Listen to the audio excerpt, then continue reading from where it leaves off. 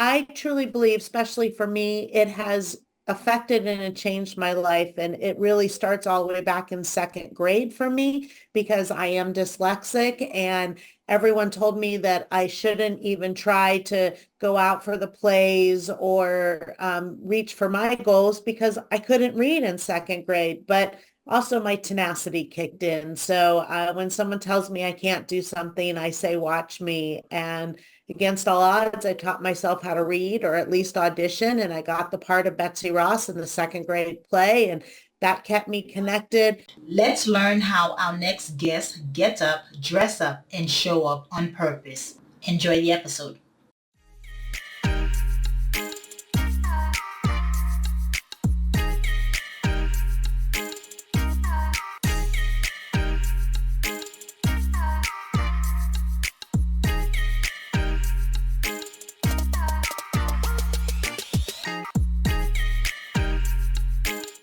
Hello, morning enthusiasts. Welcome to the Best Morning Routine Ever podcast. I am your host, Dr. Lunid, and today I am honored to have Diane Strand on the show today because it's like having a celebrity here. She is a celebrity. You've seen her in General Hospital. You've seen her on Friends. And she is an award winner entrepreneur and a coach who turns help others turn creative passion into profitable businesses. And so she has written her book this year, and it's filled with tactics and steps for entrepreneurial success. And so I'm excited to have her on and talk about all that she's been doing. And it's quite amazing. So with no further ado, Diane, welcome to the show. Oh, thank you very much. It's a pleasure to be here. I'm excited to have the conversation. Such an honor. I mean, you've been, I think I've recognized you from Friends. Well, I have to like correct you a little bit. I am not an actor on the shows. I was a producer on the shows. Now, I have an acting career way back when, but I have moved behind the camera and I am much more on the producing, directing, writing side. And today I am a serial entrepreneur, speaker, and author. Okay, and so the JDS Productions is tell us about that because that's the segue to how it all started with you because you were in those castings, those. Yes. Well, I had my Hollywood days, as far as you mentioned, and I was a producer on Friends and General Hospital. And I left the entertainment industry actually 21 years ago when I came out to start my own production company. And today, our production company does video marketing, multimedia for corporate communications and training. And then I have an actors studio to where we launch actors into the mainstream industry. And that was with my first book, Show Business. And then we have a nonprofit that we founded with it's my partner in life and business, my husband. And we founded a nonprofit. So we're doing a lot of training and education to help other people find their career pathways in visual performing and digital arts as we move the arts across America because the arts touch every industry and it's such an important connection to be able to thrive and succeed no matter what industry you're in or where your career should take you.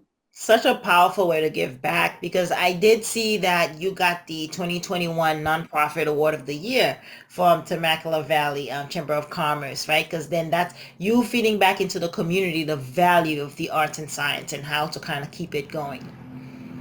Absolutely. I mean, that was such an honor to be able to win that through our Chamber of Commerce locally and be able to be highlighted that way. And it really is all about the service of the arts and what it does, the collaboration, the connection, the economic development that the arts do. That's what it's really all about. One of my biggest highlights was just a couple of weeks ago, I did a TEDx talk and I talked about the impact of the arts and economics and workforce development and how it affects and changes everything. Let's dive into that a little bit because I haven't seen that correlation or heard of that correlation before. Well, I truly believe, especially for me, it has affected and it changed my life. And it really starts all the way back in second grade for me because I am dyslexic and everyone told me that I shouldn't even try to go out for the plays or reach for my goals because I couldn't read in second grade. But also my tenacity kicked in. So when someone tells me I can't do something, I say, watch me. And against all odds, I taught myself how to read or at least audition, and I got the part of Betsy Ross in the second grade play, and that kept me connected. School was definitely a struggle and tough for me, but it because I wanted to be in the plays and be a part of those performing arts, I did the grades that I needed to do to get it. It kept me in school. You know, I grew up in the late 70s, early 80s, and going off course was very easy, but I stayed connected thanks to the arts. And even the arts, they teach grit and determination. And that is something that you need to be an entrepreneur, to be successful, to be able to keep reaching for your dreams and turn them into reality. And the arts teach those things. They collaborate, they're inclusive. And whether it was getting me through school, working long, exhausting days in the entertainment industry, from General Hospital Friends, reality television, to building a business over 21 years and three successful businesses. It's due to the arts, being involved in the arts, and I see how it works when we teach and help others to move forward in the arts, that they have been able to learn and grow. And we work a lot with adults with developmental disabilities, and everyone learns differently, but the arts can help find that throughway for you. Yeah, you tell that to those who said you couldn't do it. 7 communicator awards. Like seriously. Yes, some of the accolades that, I've been able to get, they're very rewarding and fulfilling, at the same time very humbling because, I know that I wouldn't be able to do it if it wasn't for the community around me and my team around me and being able to do that. And, it really does bring us all together because I didn't earn them alone. I share them with others. Yeah, and it says if you want to go fast, go alone. If you want to go far, go with others or go together. So you Yes. you live that. I do, yes. I try to anyways. So you've done a phenomenal job at, building JDS to a, 7-figure media company, and now you've transitioned to content writing, not content writing, but video creation. Tell us why that transition is important for you. Well, video, I believe, is a great way to communicate. You can, mix multimedia together to get a message across quicker and faster in today's world. So I love being able to show businesses how they can communicate, leverage, market, and scale using video and multimedia, as well as using it as a training tool to be able to teach skills that, whether you're trying to market and communicate with social media, whether you're trying to reach people to train them or educate them, video is one of the most popular tools that we have today. So I love that I get to do and I also teach with it. Yeah, and so that's part of the production. So you're creating some top quality videos, right? Coming from giving your background with the production experience that you have. Yes. Well, I have a TV show. It's called Spirit of Innovation, Arts Across America. I produce it as well as I co-host it. And we really bring the power of the arts through news and information and how it really connects. And it not only educates as well as informs, it is a way to be able to bring in that collaboration and be able to share entertainment as well as foresight and growth for the Mm. future. Yeah, so yeah, you're staying busy, and I'm curious to hear about the Creativepreneur book that you've written earlier this year. Tell us about some of the lessons learned along the journey that you've put in the book. Well, the creativepreneur is who and what I breathe and do every day. I believe that either you are a creative who is looking to launch and you need a little bit more business if you're a creative, or if you're a business, you need a little bit more creative to market, communicate, leverage, and scale. And so some of the lessons is, I love acronyms. Acronyms are something that, I follow a lot. Like one of my favorite is HOPE, which is help one person every day. And when you're turning a dream into a reality, you need to have direction and you need to realize what that dream is. You need to evaluate it. You need to take action to create that momentum.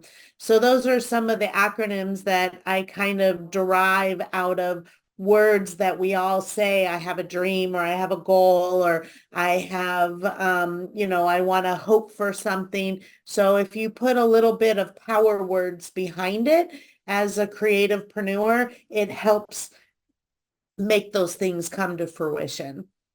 Yeah, I agree 100%. It's almost like having to eliminate the negative self-talk that is so prominent a lot of the times, and we replace them with more of the aspiring and positive ones you just mentioned. Absolutely. It is really, it's a mindset game. And you have to, make sure that your mind is set to where you want it to go, and tools to be able to change that mindset. Because if you're not pushing yourself to step outside that comfort zone, you're going to get stagnant. And if you want the magic to happen, it always happens when you're a little bit discomforted. But remember that discomfort is temporary because all the growth comes on the other side. Right. Yeah, that's well put, really. Can appreciate that.